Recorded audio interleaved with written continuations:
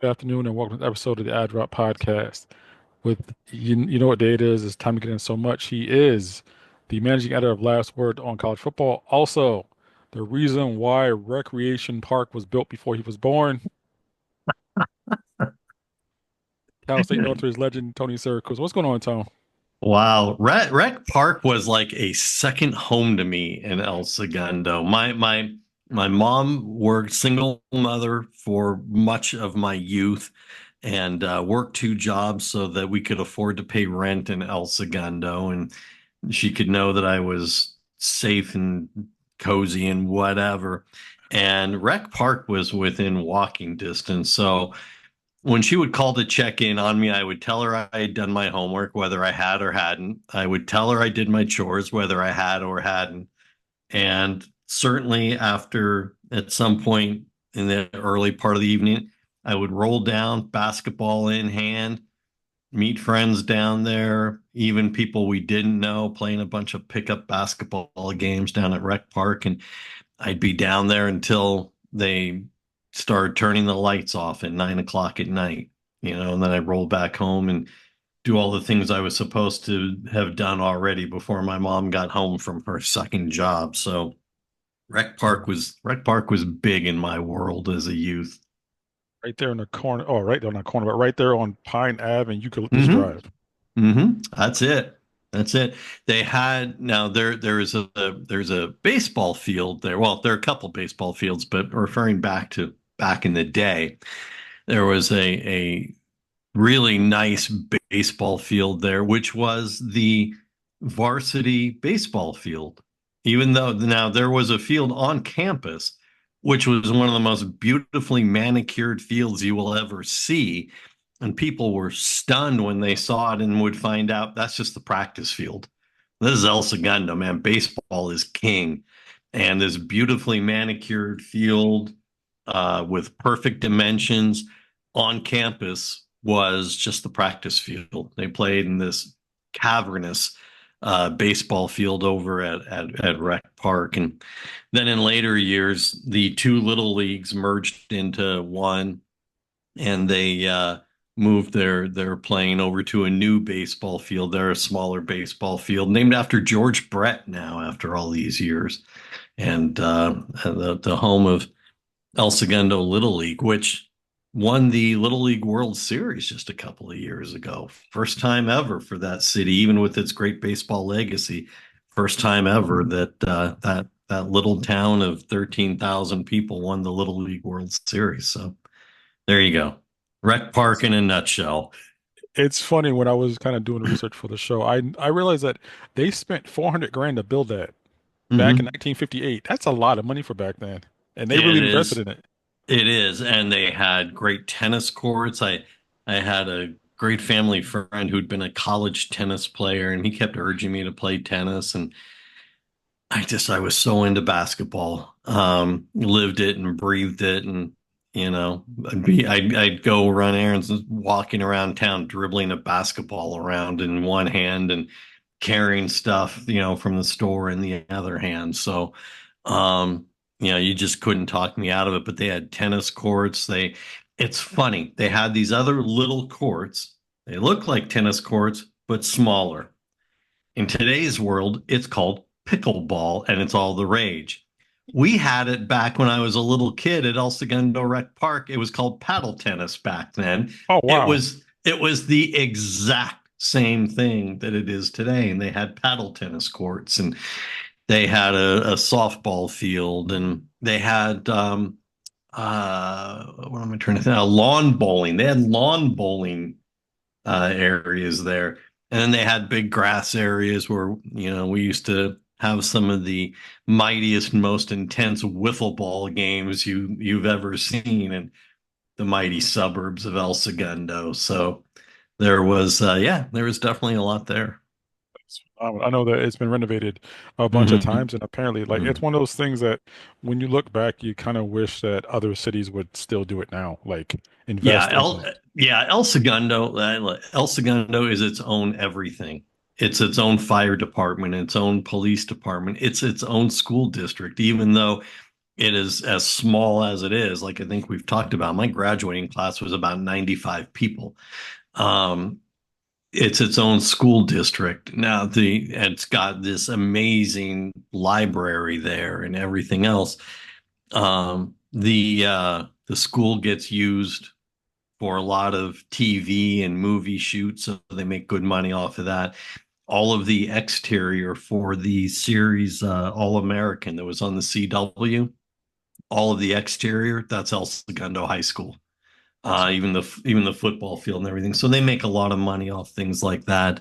I would, I never owned a house there. My mom and stepdad did and whatever, but I know the property taxes there are very high, so that they can afford all of these things the way they have it. Back when I was growing up there were no franchises there. There was a 7-Eleven on the outskirts of town, right on the border of LA Airport. Everything else was all locally owned, and I know it's expanded since then, and there's tons of different stuff there. But yeah, they always had the money to invest. Always good. Now, this is where you take your victory lap. Now, for those who are longtime listeners, when news of Clemson and Florida State, soon ACC, first broke, I read various wrong opinions from people with their head in their ass and just wrong. And then there was one voice that pretty much, not pretty much, exactly gave you the exact truth of what happened, what could happen, and what was about to happen. I don't know where you want to start. Brother, the Well, floor is yours. it's funny. It's funny when I asked you earlier how in depth you want to get into this, and I think you referred to yourself as Tyus Edney in 1995, and I was Ed O'Bannon or Toby Bailey or whatever, and UCLA's national championship team, and I was like, wow, okay, well that's the team that saved Jim Harrick's job, which. Hey, maybe at the end we'll save a minute and a half. I got a great Jim Harrick story for you, but we'll save that for the end of this. But look, there were a lot of people. There was a local radio guy who went on the air and said Florida State was embarrassing itself with this lawsuit against the ACC. Um, and my question is why? It's a legitimate lawsuit. It was about, and so we keep saying was because the whole punchline of the story is the lawsuit is now over. Um, the lawsuit was from Florida State and separately from Clemson because they wanted out of the grant of rights. And the grant of rights held that or stated that the ACC holds your broadcast rights through the year 2036. If you want to leave the conference, you can pay your way out, but you don't get to go with your broadcast rights. And of course, what other conference wants you if you're not bringing your broadcast rights in your back pocket with you? You hold no value to anybody else. And the thoughts in ACC land and by most reporters out in my part of the world were that the grant of rights was ironclad. It was rock solid. It was Moses coming down the mountainside with the tablets. Um, and there was no way to break it. Now, I've got a copy of everyone's grant of rights agreement right here in my files. The whole thing is about 2.5 pages long. It was originally done in 2011, and then it was amended in 2016 to extend to the year 2036 or through the year 2036. And it was done because the ACC had gotten an extension agreement with ESPN. So we're going to marry the terms of the ESPN extension to a commitment from the schools. And all the schools signed it. None of them denied signing it. But there were things that came up in the early part of discovery for the trials that really kind of turned things upside down quite a bit. Now, the ACC countersued Clemson and Florida State for breach of contract.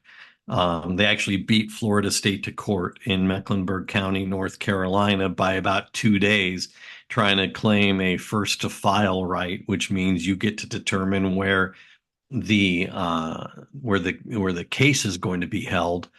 Um, and all of this has been tied up over the last 2 years and jurisdiction fights because you had Florida State with its lawsuit in Lincoln County, Florida. You had Clemson with its lawsuit in Pickens County, South Carolina.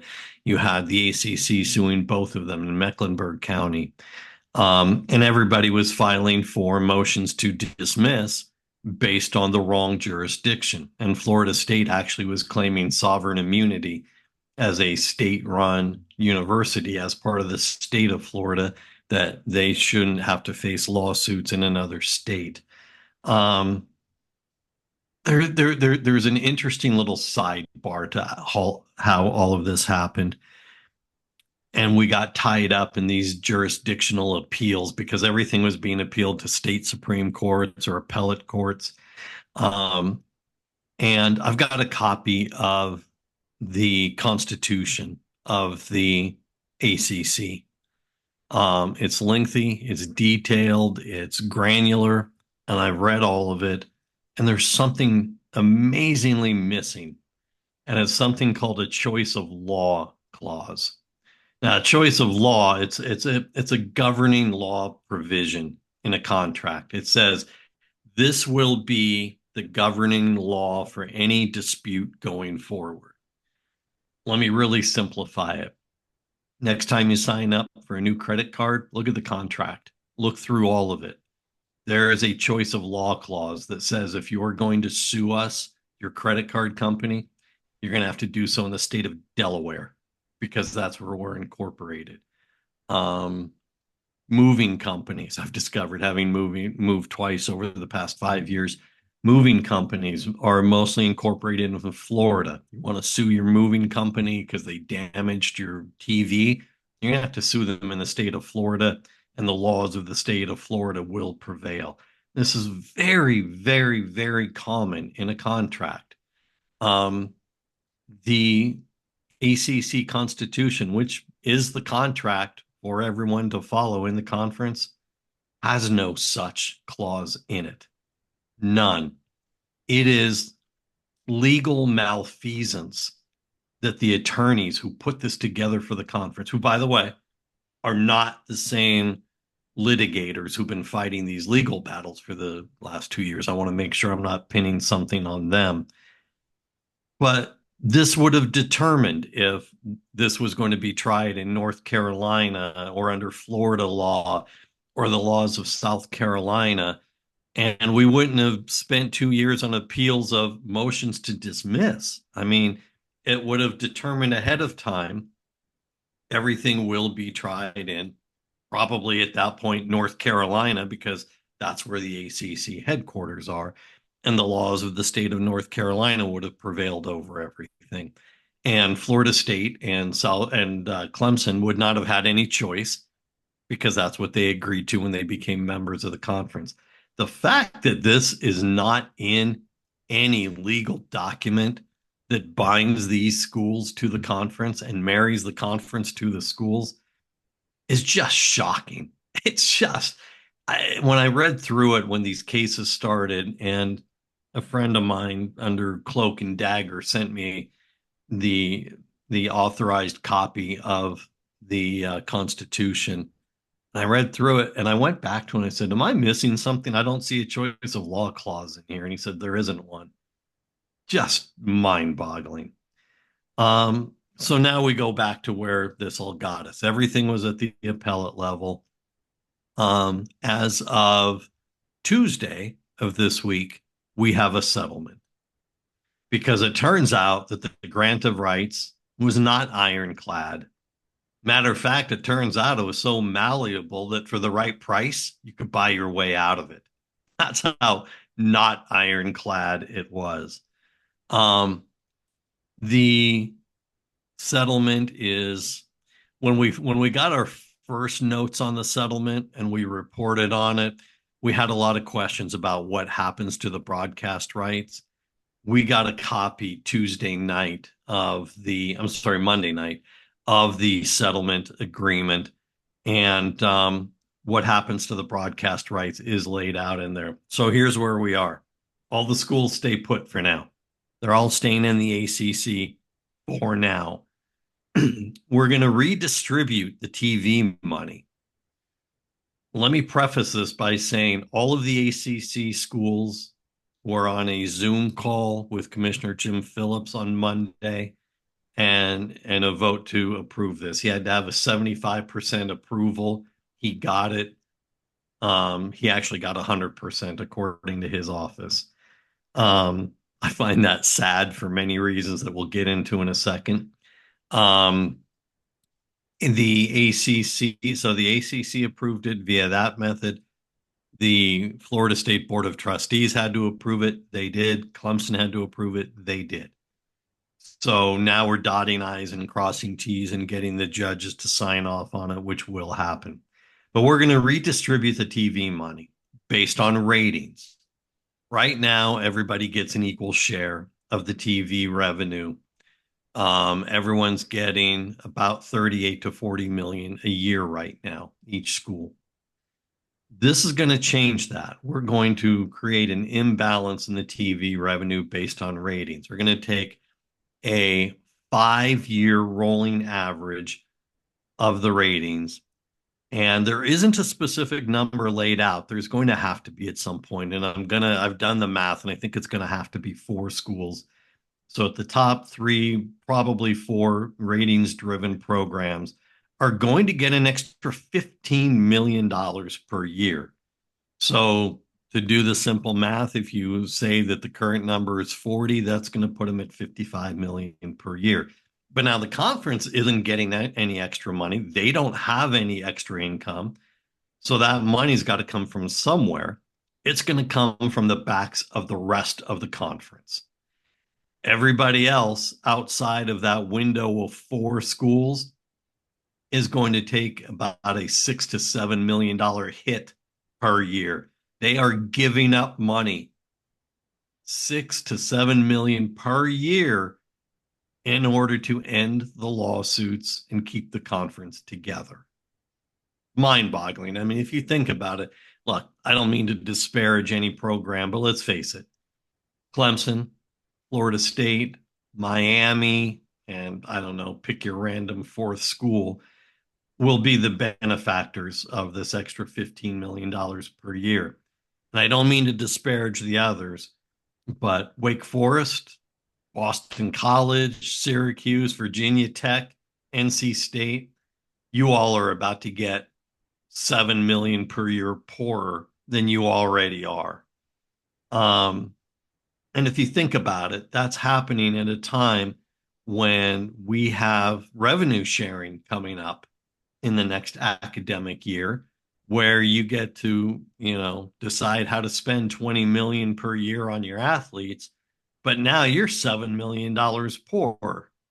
Now you still have the 20 million to spend, but you're losing 7 million. Something's got to give. Now the exit fee to get out of the conference is going to drop year by year beginning in 2026.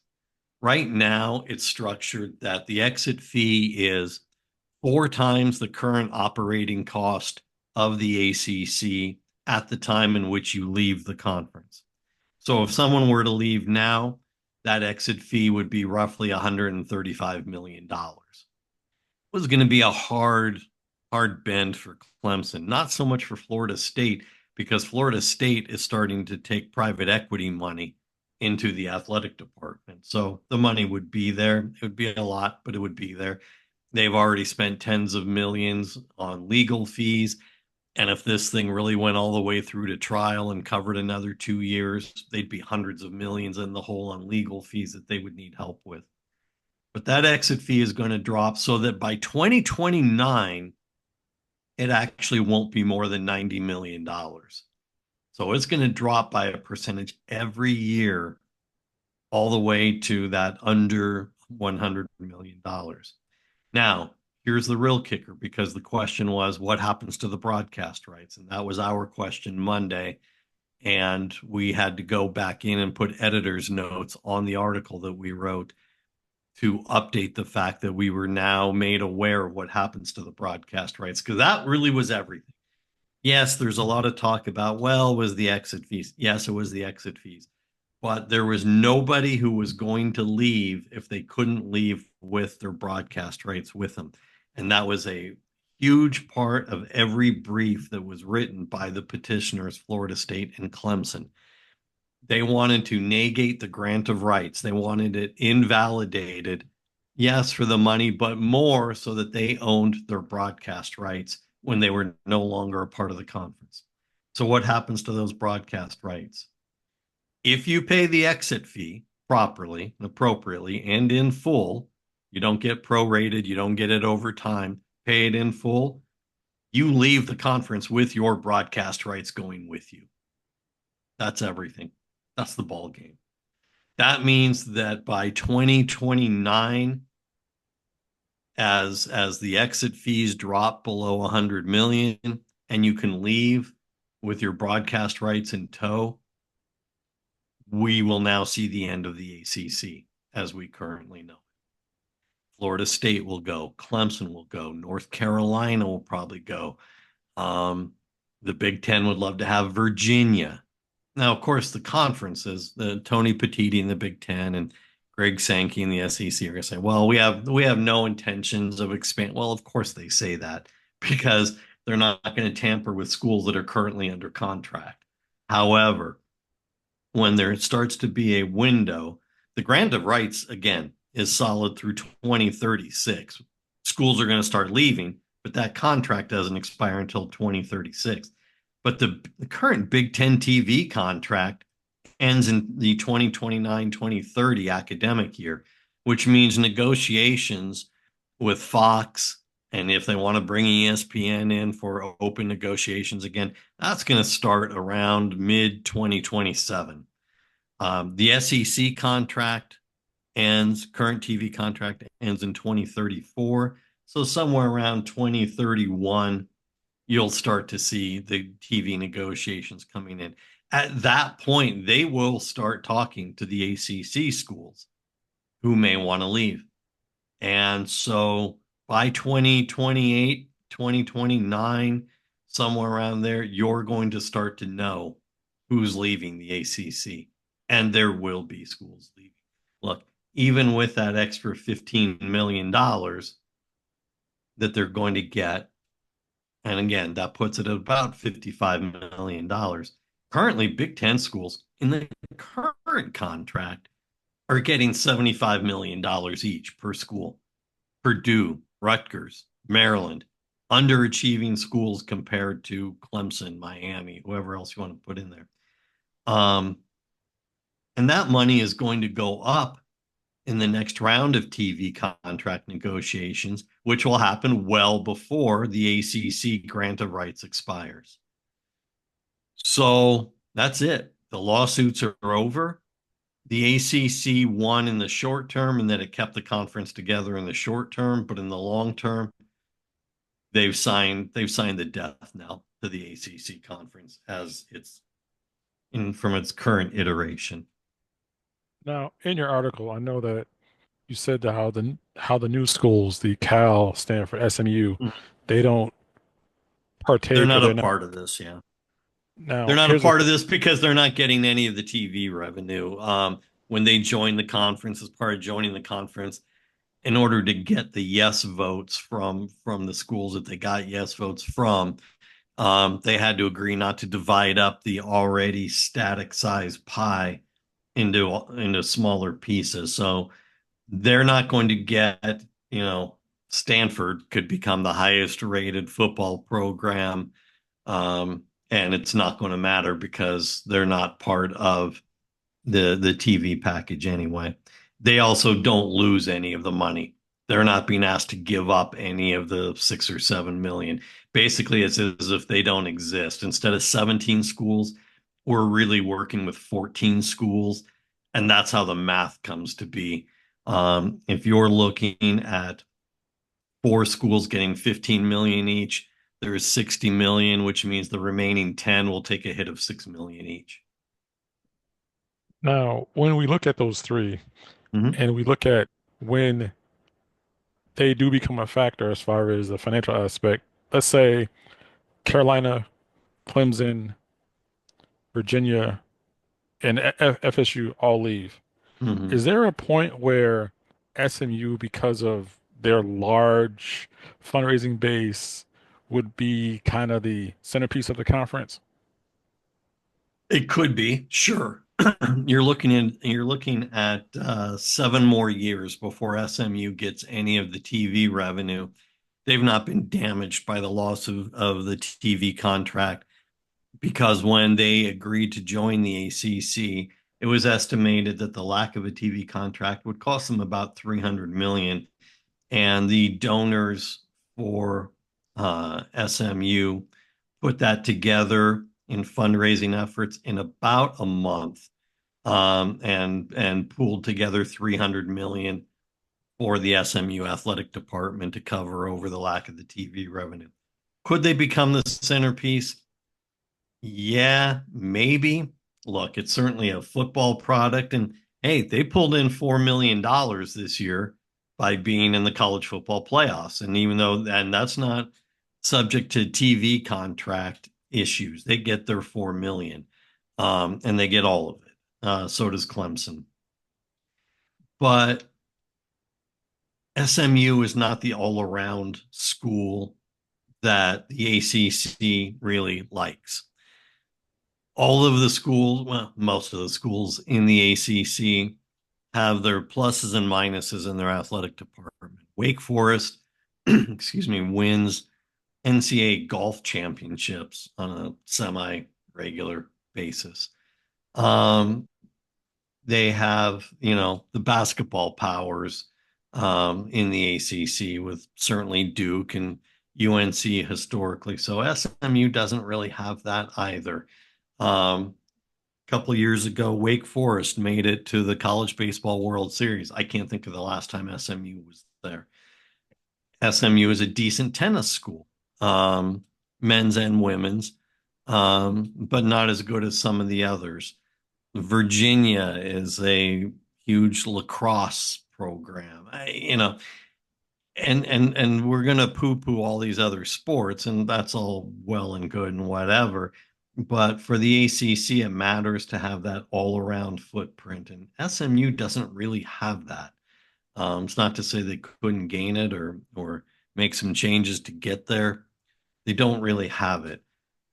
It would be easier, actually, believe it or not, for Stanford to become the centerpiece because Stanford is already really good at a lot of those other sports. It just needs to step up its football program. I know that sounds overly simplistic, but instead of increasing the success level of seven of your other programs, you're increasing one. That's the most expensive one to increase. And there isn't really a sign that Stanford is committed to it, but it would certainly be easier for Stanford to do it. And Cal's not gonna be the centerpiece of anything. Cal's not even the centerpiece of the Bay Area of California. So, you know, it is what it is. I think part of the thing that happens is the discovery as it was going on in Florida, because there was a stay in the proceedings in South Carolina and North Carolina while the appeals go on. There wasn't one in Florida. So all the work for the lawsuits where it was ongoing. Couple of things. One, the somewhat dubious nature of the grant of rights contract. When everybody signed the extension, it literally said this was for the purposes of coinciding with the extension with ESPN. What it didn't say, and what the schools were never told, was ESPN had an opt-out clause in that contract, which was February 1st of 2025, which would have gotten them out by 2027.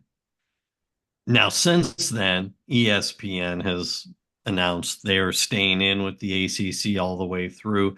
But the point being, everybody signed that without knowing about ESPN's opt-out clause. They were never told. The other part of it is the original grant of rights was done, and the revision was done by John Swofford when he was commissioner of the ACC. John Swofford was going to be a key part of the witness list, a key element of the proceedings for Florida State and for Clemson, even though he wouldn't want to be. And it's because when Swofford signed it, there was a part that ESPN could resell some of its rights to a third party broadcaster. It wasn't all going to be ESPN and later the ACC network, which ESPN owns. But you could do it to a third party so that for games you weren't going to carry, you could sell them off to this other regional broadcaster. And they did. And it was Raycom. It was Raycom Broadcasting, who was the employer for John Swofford's son. John Swofford's son was an executive at Raycom when these deals were struck. It was pretty sketch. It wasn't really known at the time that that's how it was going to work, but over the years it came to be. So anyway, the lawsuits are done.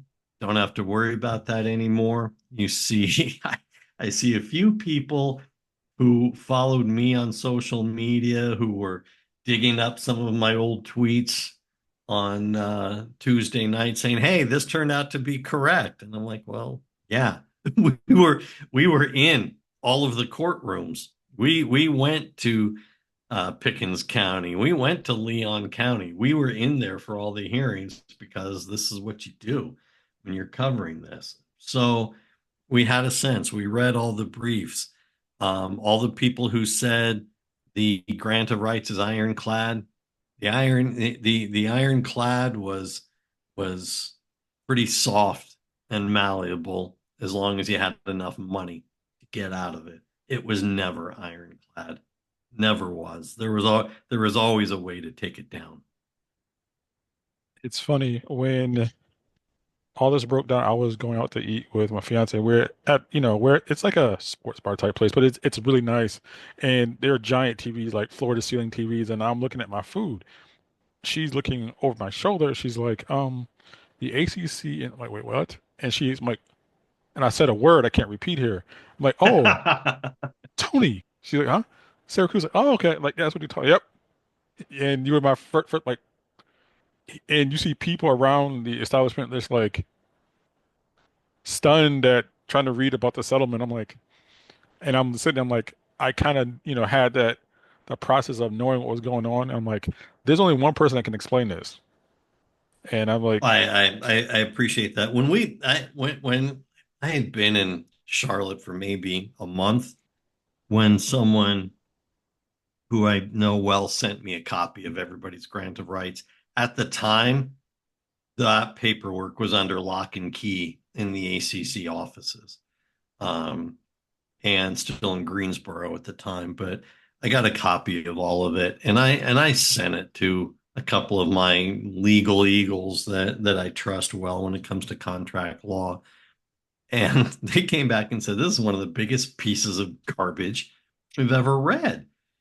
I mean, to think that this two and a quarter pages is ironclad is ridiculous. There are loopholes in here because there's so much that the conference didn't cover off on that, and they predicted at the time this was going to be subject to various state laws. And the cases would at some point have to merge into one in federal court because you were going to get different rulings in different states. And that is very much where we were headed. Florida, the case was moving forward, even while there were appeals by the ACC. And then you were waiting for the North Carolina State Supreme Court to put this on its docket. And there is no telling how that would come out because there's an empty seat on the bench in the state Supreme Court in North Carolina because they're still challenging the election from last November. It could have wound up in a 3-3 tie, which would have kicked it back to the lower court. And there was no way the ACC could fund this indefinitely, because how do you fund it? You're getting money from the other schools. The ACC itself doesn't have that kind of money. You're getting it from the schools, and at some point they were always gonna say enough. Enough is enough.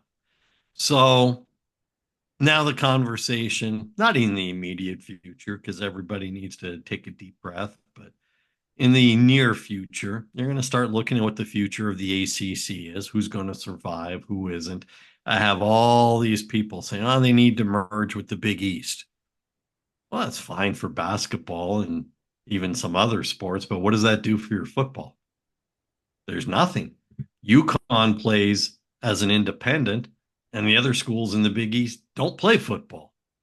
And So, the ones who do are like FCS, like yeah, yeah. uh Butler and stuff. Right. Yeah. And that was my point. I didn't mean to say Yeah. they don't play football at all, but not at the Power Four conference Oh, level. oh. So it does nothing to help you. Um, and there are going to be schools, if and when the ACC implodes 4 or 5 years from now, where there is no home. I mean, yes, there will be bids eagerly awaiting Florida State and Miami and Clemson and North Carolina and probably Virginia. I don't imagine there's going to be a lot of calls going to John Curry, the athletic director at Wake Forest, for what? You know? I mean, hey, if Jake Dickert, the new coach, can turn them into a conference contender over the next couple of years, then that changes things. But the clock is ticking on that. It really is. Got to see something now. And it's funny, when Dicker took the job, there was no reason for him to think, oh, I've got to win quickly because Wake Forest future in another conference is depending upon it. But really, that's a it's an ancillary story to the new hire at Wake Forest now, because when you look at the big picture, where does Wake Forest go? Where does Syracuse go? I don't know. Where's Virginia Tech go? I don't know. There's no obvious for them. Do you think that somehow if one finds a home, they kind of want to travel as like a package where your Wake Hmm. Forests, your Dukes, your NC State, Syracuse, your Boston colleges, if they find home, say if it's in the American or say if it's somewhere like that, they would all go as one. Yeah, I think there's probably some group packaging for travel purposes. Keep it a little easy, or easier, so that have as little cross country travel as possible. Look, here's something that you and I have talked about in the past, and we've talked about it with some of our other friends, in their shows and whatnot. And here's what I thought 2 years ago when we started this massive realignment move. One, we're going to see a realignment shift again when the TV contracts come up for renewal, especially in the SEC and the Big Ten. But when you wind up getting down to really only having two massive conferences, when the Big Ten adds even more schools and so does the SEC, you're then going to see a redivision of the conferences, because you can't have a 20 team conference with only the top two schools playing in the postseason for the conference championship. It works now when you're at 14 or 15 or whatever. You can get away with it. You're going to have to, at some point, as those major divisions grow, put divisions back in. And those are going to be based on geography. So at some point, maybe in my lifetime, at some point over the next 5, 6 years, you're going to see a Big Ten West, a Big Ten East, a Big Ten Central, whatever they want to call it, where UCLA and USC and Oregon and Washington are playing more of a West Coast schedule within their division than anything else. And Maryland and Rutgers and Penn State and whoever else they will play within their division, and you'll play some of the others in the other divisions. but you're going to have to, as these conferences grow, you're going to have to put divisional play back in, and it'll be based on geography. So while it's really grotesque right now, seeing some of the travel some of the schools go through in exchange for the money, at some point we're going to be really kind of back to where it was with a lot of regional play. It's going to be definitely very interesting to watch over the next couple of years. I have a quick Dave Clawson question.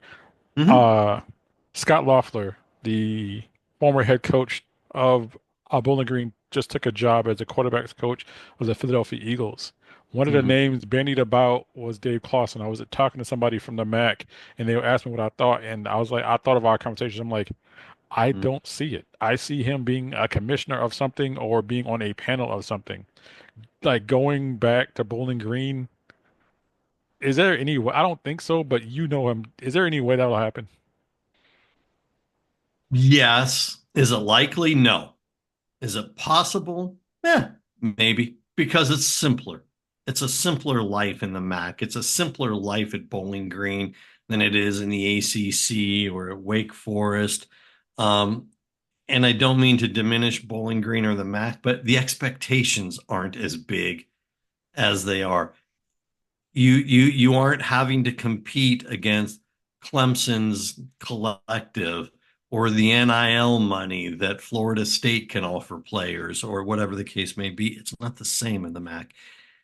Dave once talked to me about a friend of his who used to coach under him and had moved on and was a defensive backs coach somewhere. I don't even remember what school. And he said, there are days I would trade spots with him in a heartbeat just to go back to just being a good old fashioned position coach, coaching my DBs and having a much simpler life. And I was like, okay, it's also about a $3 million pay cut. And he said, I don't care. I've made enough money to take care of my family for the rest of my life. It's fine. And it's a much simpler life. So that story that he told me still rings in my head when the Bowling Green job came open. That, you know what? Maybe. I mean, he had a good run at Bowling Green. He did well at Bowling Green. Dave Clawson, I'll say this, I still don't think it's going to happen because I think Dave wants a bigger picture in terms of doing something within college football on the grand scale, commissioner or some sort of adjudicator of what happens going forward with the sport.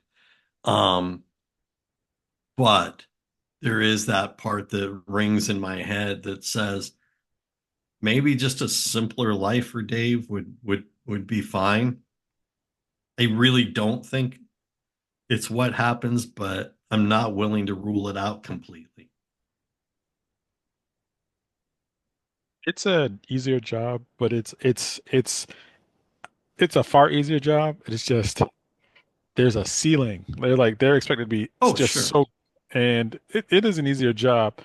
But is there any way on a if the realm of feasibility, say Jim Phillips gets run out of town, is Dave Clawson one of the first five phone calls that gets made? Yes. Yes. To be commissioner of the ACC. Yes. Would he take it? Um, probably.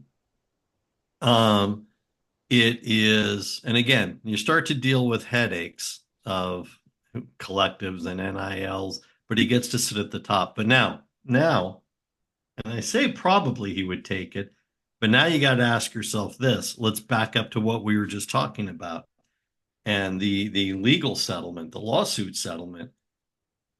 Don't you kind of know that the ACC is going to crash by 2029, 2030? Do you take the job knowing that you're going to be the one doling out the life rafts? Do you want to be George Kliavkoff? The damage was already done and now it's disintegrating on your watch. Um, I would say under normal circumstances, yes, he would take it. We're no longer in normal circumstances. I think Dave would still probably take it based on he would have plans and ideas of what to do with the lesser among the ACC schools that aren't getting the obvious bids to the other conferences. I think Dave would have thoughts on how to handle that and where to go with it. So I still think he would probably take a serious look at it. Would he be one of the first 5 phone calls asking them to take it? 100%. Because I was thinking, like, could he do enough to save it? Save it? No. It's because the writing's on the wall right now. Um, we've got legal settlements and binding agreements, and there's nothing to do to save it. Schools are going to leave for greater financial riches. Um, it's a matter of so the current formation of the ACC will end. What you do with it after that is what's next. And Dave would probably have some thoughts on that. Maybe I'll call Dave next week and see what his thoughts are on what to do next. Now, as we kind of stick with football, the process in the playoff, there are Mm-hmm. new committee members, Mm-hmm. one of which is interesting to me, and one of which you think is definitely an odd choice. Start with the odd choice. Well, look, we've got there are people. It's depending upon when and how they agree to join the committee and what their contract is. Most of these people are on 2 to 3 years, and then they rotate out.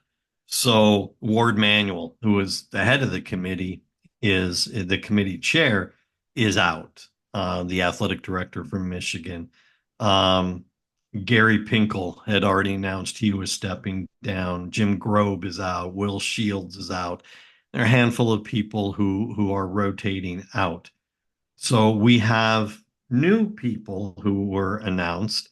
Um, and Mac Rhodes is going to be the new selection committee chair. He's the Baylor athletic director. Mark D'Antonio, I don't know if you remember him, former Michigan State coach, will be joining. Damon Evans, who's the athletic director of Maryland. I like this one. Ivan Maisel, the former writer, journalist, Dallas Morning News, Sports Illustrated, ESPN. He was one of the founders of On Three Sports. He's on the panel. I love that choice. Chris Massero, the athletic director at Middle Tennessee State, and Wesley Walls, former tight end from Ole Miss. Those are the new ones on. My issue is with Rhodes. It's with Massero to a lesser degree. It's with Evans. Nobody who is a current athletic director anywhere should be on the committee. Now, look, you've got it. You've got an intelligent audience. You tell me about some of the comments they make, and this is a smart audience. So they're going to say, "Come on, Tony, the AD at Middle Tennessee State. It's not a big deal, man. I mean, it's not like Middle Tennessee State's ever going to be in the running for a playoff spot. There's no conflict. That's true." And the same is true with Baylor. They're nowhere close to it, quite frankly, and neither is Maryland. But these guys are operating entire athletic departments right now with revenue sharing coming up and collectives and contracts and NIL and all of these things that go into running an athletic department these days. I want guys and gals, I want people who are committed to watching all of the games all of the time, rewatching games during the week on their own, watching it with the committees, with the groups in their big rooms that they have when they get to that part of the year. I don't want people who are doing this as their side gig. I want people who this is their gig. Look, they're getting paid to do it. There is a fee that they get to collect for doing this. I want them doing it. I don't want them saying, "Oh man, I got this call with my women's soccer coach, but I got to catch a plane to head to Dallas to watch the games with everybody. You know what? Move my flight so I can have my meeting with the men's lacrosse coach." Come on, man. No, enough with the current athletic directors. Stop it. I want people who have been in the game but are not currently in the game. I want people devoting the time to this that it deserves. With Walls, I get it. He's a college Hall of Famer. I won a Super Bowl with the Niners. I get it. It's just the questions, like you mentioned, about watching the entire game and watching all these games from, you hear folks in Oxford, because that's where he went to Ole Miss. He's an Ole Miss guy. Is he going to be, you know, in Oxford on Saturdays, or he's going to be watching these games on the Saturdays? Look, you and I watch tons of games. We're voters on a variety of awards because of that and because I take it absurdly seriously. I watch 17 to 18 games every week. Nobody on the committee should be watching fewer games than I do. That's my threshold. You shouldn't just be watching the 5 or 6 games you watch on the weekends. We're expanding. We're going to expand this. We got 12 teams this year, but then we're going to 14 or 16, which means you need to watch even more games. Not rely on because you're going off your rankings that you start putting out in October and all through November. And you have to know. You have to know what's what. It's look, this is no different than my hating the fact that there's a coaches poll because it's not like the coaches watch any of the games across the country. A coach in the ACC is not watching, Oregon State playing Corvallis at 10 o'clock East Coast time on a Saturday night. They're not watching anything else other than their own game film and the game film of the opponent that's next week, which makes it ridiculous that there's a coaches poll. It's the same to me. It's the same rationale, man. If you're watching fewer games than I am every week, you shouldn't be on the committee. And so I'll answer your next question. Yes, I will take a spot on the committee if so offered. I mean, I look at it like it is. They had I'm not sure who posted the footage, but they were inside the a committee room when they were watching games Hmm. last year. Yeah, They had I a saw TV that. smaller than the monitor on my laptop. Yep, yep, And I'm like, why aren't you somewhere in a control center or a command yep, center with a yep. bunch of TVs watching a bunch of different games? I've got 3 TVs in my office where I do whatever it is I do for a living. It's where I do it from.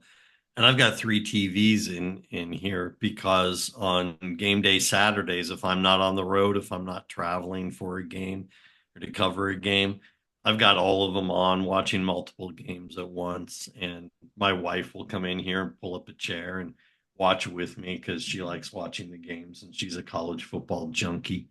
So it's if you're watching, like you said, they were all sitting in these little lounge chairs. Not even any food, man. I remember that video. There weren't even like Yeah. wings or nachos or whatever. What are you guys doing, man? It was clearly just a photo setup.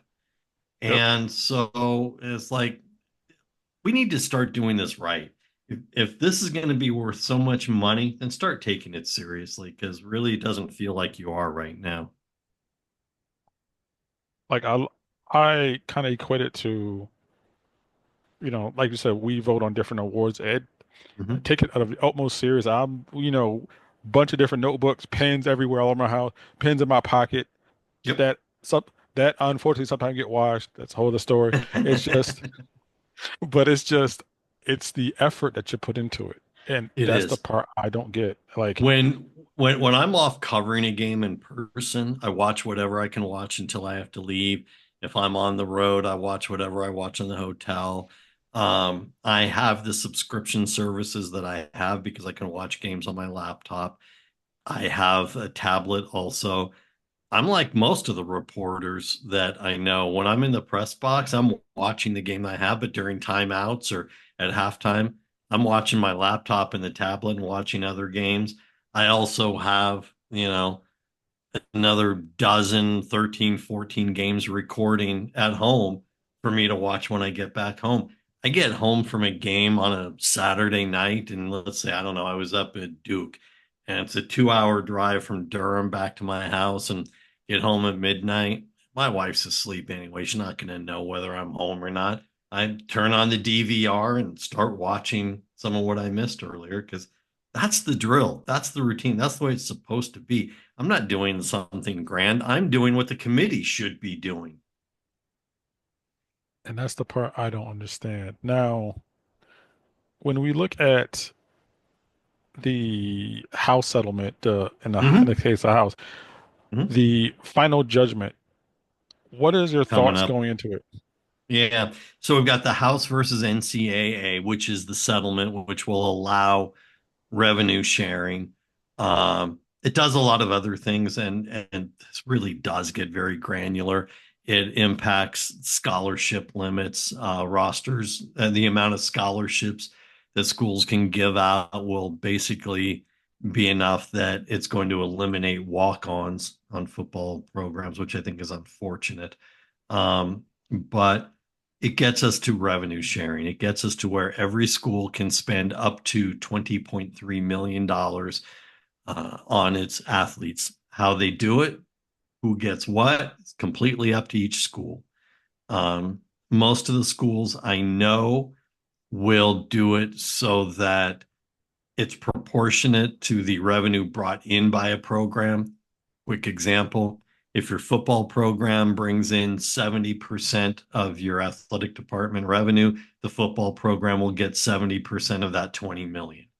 Um, Basketball, women's basketball in some places, that brings in the revenue. Obviously, the non-revenue sports get hosed that way because, what do they get?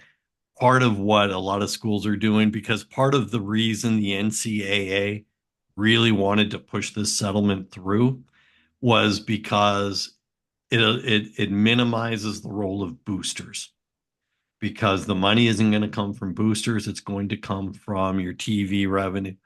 It doesn't even have to be the TV revenue. Whatever your revenue is, you can spend 20 million of it, whether it comes from your ticket sales, game day revenue, whatever. That's how much you can spend. You don't have to spend all of it, but that's your cap. This would minimize the role of collectives, which the NCAA and most schools tremendously want. They hate the collectives. The collectives came about because of NIL. This was never what Ed O'Bannon fought for. We were speaking of Ed O'Bannon and Toby Bailey and those guys earlier. This is never what Ed O'Bannon fought for. He fought because he was playing EA Sports basketball and he saw himself on there and knew he had never signed up for it and signed away his rights to his name, image, and likeness. As soon as this cleared the Supreme Court, the boosters were ready and had the collectives, which is legalized money laundering. What a lot of schools see themselves doing is using the collectives to raise money for the non-revenue sports. Let the collectives handle the fundraising for softball or for women's gymnastics or men's wrestling or whatever else is out there. And that's fine, because then they're not having to deal with collectives in terms of tens of millions of dollars. It's just millions of dollars. And that's fine. They don't cover the overhead of running the program. It simply is a revenue share for those athletes. And it will be legal under the terms of this settlement. Now, the approval hearing, there's already a preliminary approval. The final approval hearing is coming up on April 7th before Judge Claudia Wilken in California. Interesting side note, because here's a name we keep bringing up. Judge Wilken was the presiding trial court judge in the O'Bannon case, in the O'Bannon versus NCAA. She's the one who's granted the preliminary approval of this, but she is mandating that they allow time for objections to the settlement to be heard. And there are people who are lined up with their objections. Their objections are that the dollar amount was never collectively agreed upon by the athletes. that it was just something that the attorneys on both sides came up with. Um, there will be questions about Title IX. How does this impact Title IX? Because aren't the female athletes supposed to get the same amount of money? Title IX doesn't actually say that. It says they have to have the same opportunity. It does not say that the results have to be the same. Um, but there will be Title IX lawsuits somewhere along the road. There are approximately, I looked at the list today because Judge Wilkins, court clerk, released the list, approximately 100 objections out of more than 100,000 athletes that this will impact. So the number of objections is small. The attorneys for those athletes who will object are making it into these are monumental objections. They're not even all going to be heard. There isn't time. She has mandated, Judge Wilkin, that the hearing begin and end on the 7th, period. So she's not even going to hear all of the objections. They're going to be grouped. There's at some point, I think there's about 25 of them who all have one attorney. That attorney is going to represent, in his objection, 25 of these athletes at one time. So they're not all going to be heard individually. And Judge Wilkins' court issued an advisory on Wednesday reminding everybody she cannot change the terms of the agreement. The agreement is the agreement. It's either a yes or no as the final adjudication for it. She cannot change it. She cannot order it changed. She will weigh in the objections. She will consider the objections. Most of them she's already seen because they've been put forth in writing. And then she will go forward with her ruling. I tend to think she will go forward with it. The fallout, if she doesn't, and I don't know that I don't know if she's thought about this. Probably she's. I mean, I've followed some of her other cases, and obviously a well-versed legal mind. But let's stop and think about this for a minute. We have spent the last 5 months talking about revenue sharing. And as we went through the transfer portal window in December, we know what happened, right? These guys were given contracts. These players were given contracts that said, and it was contingent that they were going to get X amount of money in X months or X amount per quarter or however each school worked it out. That was based on the contingency that the revenue sharing gets final approval, right? So you transfer from wherever, from North Carolina to Wisconsin. You have a contract with Wisconsin that says starting in probably July 2025, you'll start getting these payments for your revenue sharing. The same was true with the high school signees. You're going to get to take part in the revenue sharing starting at this point this time. If Judge Wilkin denies this, everybody's contract that they signed, either via the portal or high school recruiting, for every college program, football, basketball, whatever else, all of them will be null and void. Every single one of them. And then what you're going to get is a mad dash back into the transfer portal for a lot of players at a time when the transfer portal is supposed to be closing. So then you are going to get attorneys suing the NCAA and seeking immediate relief for their athletes, saying, hey, the portal is closed, but we should be allowed to transfer because the contract that we signed is null and void because Judge Wilkins said no to the revenue sharing to the House settlement. So there will be complete pandemonium if she says no. Now, should she consider that? No, I don't know. It's up to her. But just telling you what the fallout is going to be if she says no, it will be chaos like we've never imagined because there will be hundreds and hundreds of athletes wanting out of where they are because they signed based on their revenue sharing contract.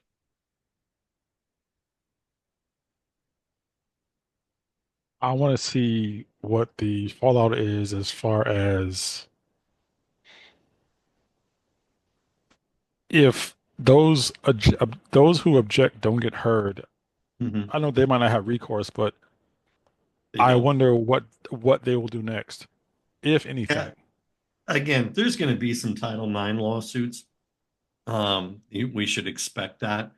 It won't be enough to stop this. In other words, once she approves this, you can have a Title IX lawsuit. You won't get a restraining order on this going forward. Um, what you'll be able to do is seek relief in another fashion, but you won't. There may be a judge somewhere who says yes, stop the House versus NCAA because of these Title IX lawsuits, but they'll get overridden in federal court. Once she goes through with this will be binding. And so it'll open a new era, which really has already been opened because of all the contracts that have been signed. This starts to feel like a formality, but it will become a reality one way or the other that first week of April. Now, I know that you have a Jim Harrick story. Being March Madness is right here. I gotta hear it because I have a somewhat tangential Tyus Edney story. the Look, we were talking about Tyus, and of course now this is that time of year, March Madness, and UCLA fans fondly remember Tyus. Second round, UCLA was the number one ranked team in the country. Ed O'Bannon, Charles O'Bannon, uh, J.R. Henderson, Toby Bailey, for a couple freshmen there, and Tyus. And UCLA had been beaten in the first round the year before by Tulsa. It was either a year or two prior to that. They were beaten in the first round by Penn State. The heat was on Jim Harrick, and it was ugly. It really was. He didn't get along with the UCLA athletic director at the time, anyway, Peter Dallas. Um, and they were oil and water. And Tyus went the length of court that UCLA was losing second round to Wyoming, and Tyus went length of the court 4.8 seconds with a little layup actually from a couple feet away at the buzzer to win the game. The UCLA went on to win the national championship. That game, that Tyus Edney saved Jim Herrick's career at UCLA, which didn't last much longer anyway because of NCAA violations, and he was fired. Um, I knew Jim Herrick really well, and it's just we're going to go back to El Segundo and Jim Herrick. Back in my elementary school days, when I was attending the local Catholic church in El Segundo, St. Anthony's, um, one of my close friends, Phil, one of my closest friends growing up, he lived right across the street from St. Anthony's. It was a church and it was an elementary school. We didn't go to school there, but we went to church there. And if you're familiar with the Catholic Church, which I haven't been a part of for a long, long time, but back in my youth, you go through catechism classes that teach you about Catholicism and the Bible and and whatnot. And you go through your confirmation, your first communion. Well, Phil's mother was our catechism teacher. She was always in very poor health, so she was allowed to teach from her home instead of using the school. Um, Always very poor health, but a terrific woman. And her name was Diane.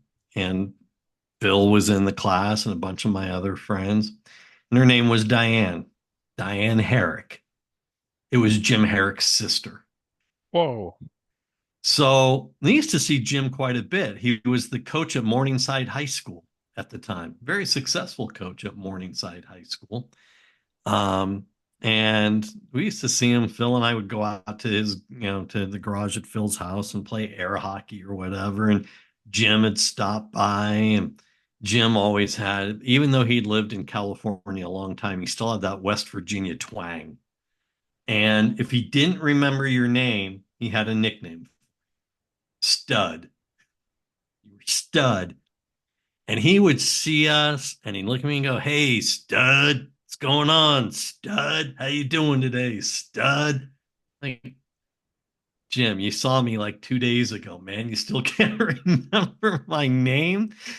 Harrick became an assistant coach under Gary Cunningham at UCLA. So we used to go to the UCLA basketball games when Cunningham was the coach and sit right behind the bench. He left from there to go to Pepperdine, where he coined the phrase when he was winning there, everything's fine at the dime. Around with his West Virginia accent in this very, very conservative Christian school, Pepperdine. Everything's fine at the dime.